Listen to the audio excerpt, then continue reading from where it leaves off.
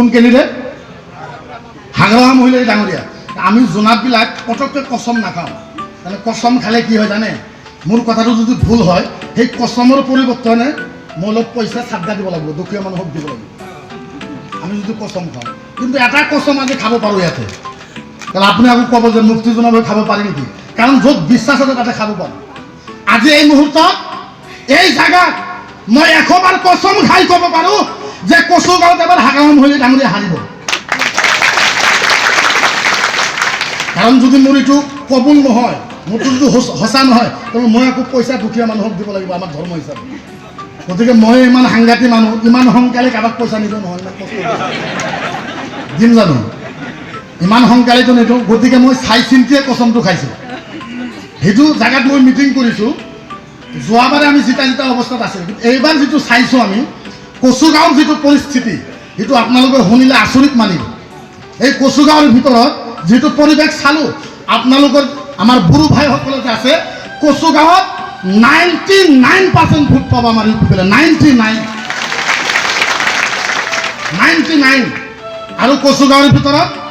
প্ৰায় 7,900 মান minority vote আছে মুছলমান ভোট আছে 7,900 এই কচুগাঁৱৰ মাইনৰিটি মানুহবিলাকে কৈছে মই সুধিছোঁ যে আপোনালোকৰ ভোট কিবা কাৰণে পইচা দি ল'ব পাৰিব নেকি কৈছে যে মুফতি সাহেব এটা কথা আপোনাক ক'ব পাৰোঁ বোলে কি বোলে আমাৰ মুছলিম ধৰ্মৰ আটাইতকৈ ডাঙৰ বস্তুটো হ'ল ভাৰতত সেইটো হ'ল আজমিৰ শ্বৰীফ বোধহয় আপোনালোকে নাম জানে আজমিৰ শ্বৰীফ আটাইতকৈ ডাঙৰ বস্তু হ'ল আজমিৰ শ্বৰীফ বোলে এইবাৰ যদি হাগ্ৰামা মহিলাই ডাঙৰীয়া আজমিৰত যাই যদি তাবিজো লৈ আহে তথাপিও এটা মুছলমানৰ ভোট কচুগাঁও ল'ব নোৱাৰিব আমাৰ তাৰ মানুহখিনি ইমান ষ্ট্ৰং হৈছে কিয় নহ'ব আপোনালোকে চাওক কাইলৈ আপোনালোকৰ নিয়াৰেষ্ট জগদীশ চৰকাৰ আমাৰ মধুপুৰীৰ জগদীশ চৰকাৰ তেওঁৰ কথাটো ক'বই নাপায় তেওঁৰ কথাটো ক'লেই মোৰ হাঁহি ওলায় অল বিটিচিত আটাইতকৈ কৰাপ্টেড ব্যক্তি যদি আছে এনেকুৱা কৰাপশ্যন কৰিছে তেওঁ জগদীশ চৰকাৰে এজন মানুহক 3টাকৈ চাকৰি দিছে চিন্তা কৰক আমি দুখীয়া মানুহবিলাকে একো নাপায় এজনকৈ মানুহক 3টাকৈ পোষ্টত চাকৰি দিছে 3টাকৈ পোষ্টত চাকৰি দিছে আৰু এটা কথা ডাঙৰ কথা সেই কথাটো মই ক'ব বিচাৰোঁ যে এই নৰ্থ ইষ্টৰ ভিতৰত এই কথাটো আপোনালোকে গুৰুত্ব সহকাৰে থাকিব কাৰণ আমি যি লিডাৰৰ পিছত আছোঁ এই মুহূৰ্তত আমি যিটো লিডাৰত তাৰ হৈ কাম কৰি আছোঁ পৰ্বতৰ ডাঙৰীয়াৰ কেনেকুৱা লিডাৰ আপোনালোকে ইয়াৰ প্ৰমাণটো পাব নৰ্থ ইষ্টত 29 একৰ্ড হৈছে চুক্তি হৈছে নৰ্থ ইষ্টত 29টা চুক্তি হৈছে কোনোবা চুক্তি 20 বছৰ আগত হৈছে কোনো এটা চুক্তি 30 বছৰ আগত হৈছে কোনো এটা চুক্তি 10 বছৰ আগত হৈছে নৰ্থ ইষ্টত 29টা চুক্তি হৈছে এটাও কাৰ্যকৰী হোৱা নাই আৰু বিটিআৰ চুক্তি পৰ্বতৰ ডাঙৰীয়াৰ নেতৃত্বত হৈছে 3 মাহৰ ভিতৰতে পৰ্বতৰ ডাঙৰীয়াই ইয়াক কাৰ্যকৰী কৰাই দেখাই দিলে কাৰ্যকৰী আমাৰ লিডাৰটো কেনেকুৱা লিডাৰ এইটো আমি কৈ ভুলব নালাগে তেওঁ দেখাই দিলে আপুনি চিন্তা কৰক ইয়াতকৈ কিমান ভয়ানক ডাঙৰ লিডাৰবিলাক আছিল কিন্তু কোনো কাৰ্যকৰী কৰিব পৰা নাই আমাৰ বিটিআৰ কাৰ্যকৰী কৰা পৰ্বতৰ ডাঙৰীয়া যোৱাকালি মই এটা মিটিঙত কৈছোঁ কিছুমান মানুহে এই আমাৰ পৰ্বতৰ ডাঙৰীয়া 2বাৰ যে দিল্লীত গ'ল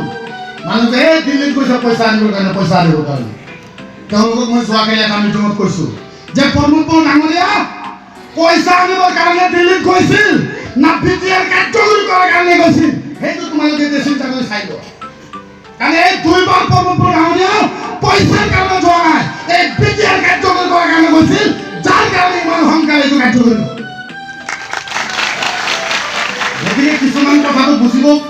লাগিব এই যোৱা 11 তাৰিখে পৰ্বতৰ ডাঙৰীয়া দিল্লীত গৈছিল কিহৰ কাৰণে একমাত্ৰ বিটিআৰৰ কাৰণে গৈছিল তেওঁৰ কথা হ'ল মই এনেকুৱা ঘৃণনীয় ৰাজনীতি নকৰোঁ মোৰ কথা হ'ল যে মই কাম কৰাৰ পিছত ৰাইজক ক'ব নালাগে যে মোক ভোট দিয়ক সেইটো ক'ব নালাগে কাৰণ মই ভাবোঁ বিশেষকৈ মই বুঢ়ো ভাইসকলক ক'ব বিচাৰিছোঁ যে বিটিআৰ চুক্তি যিটো পৰ্বতৰ ডাঙৰীয়াই কৰিলে আৰু যিটো কাৰ্যকৰী কৰিলে মই ভাবোঁ এতিয়া আৰু শুনা দৰকাৰ নাই ইলেকশ্যন ঘোষণা হ'ব ভোট দিবলৈ যাব সকলো জনগণ মিলি এটাই চিন হ'ব আমাৰ সেইটো হ'ল ট্ৰেক্টৰ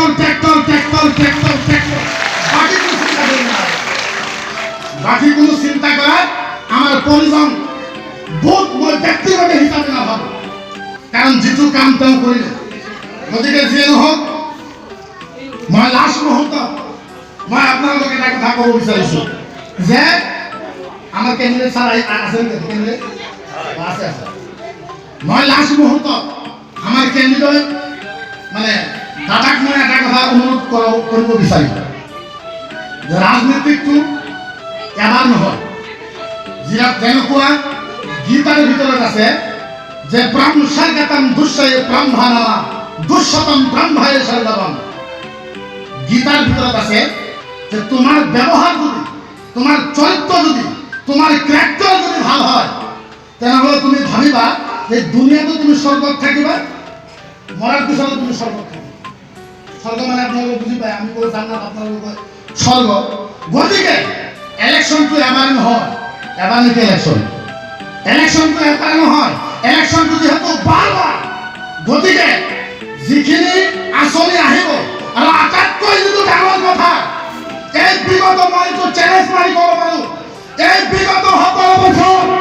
হাগাব মহিলা ডাঙৰীয়া যিমান পইচা দিল্লীৰ পৰা 17 বছৰে আনিছে, পৰ্বতপুৰ ডাঙৰীয়াৰ চৰকাৰ কৰক, 1 বছৰত তাতকৈ বেছি পইচা আনাৰ ক্ষমতা আমাৰ লিডাৰৰ ভিতৰত আছে। কথা কাৰণ যিজন লিডাৰ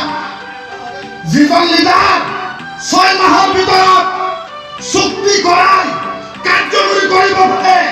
সেইজন লিডাৰ আৰু কি কৰিব নোৱাৰে। আৰু চৰকাৰে, অসম চৰকাৰ হওক, দিল্লী চৰকাৰ হওক, আমাৰ পৰ্বতপুৰ ডাঙৰীয়াক ধন্যবাদ দিব লাগে।